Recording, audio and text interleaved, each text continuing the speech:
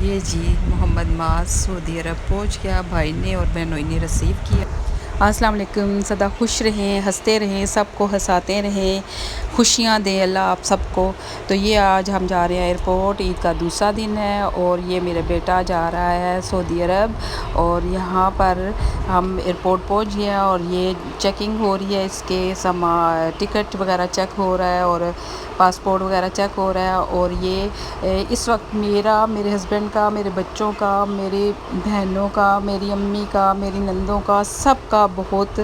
رو رو کے برا حال ہے، کیونکہ یہ جدائی کا وقت ہے اور اس وقت ہم سب کو، آپ سب کو بھی پتہ ہوگا کہ کتنی مشکل ہوتی ہے جدائی۔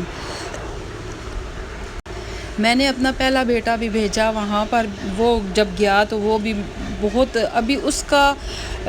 جدائی مجھ سے برداشت نہیں ہو رہی، تو یہ بھی چلا گیا، اللہ اسے کامیاب کرے۔ تو یہ اندر آ گیا ایئرپورٹ کے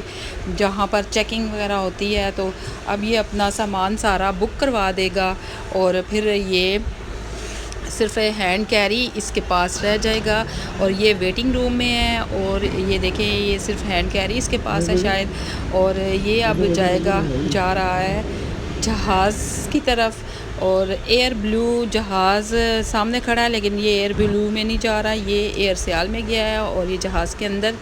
بیٹھ گیا اور جہاز نے بھی اڑان کر لی ہے۔ تو ابھی ہم باہر ہی بیٹھے ہوئے تھے، کیونکہ میں نے کہا تھا جب تک میرا بیٹا مجھے کلیئر نہیں کر دے گا کہ میرا سارا کلیئر ہو گیا ماما، میں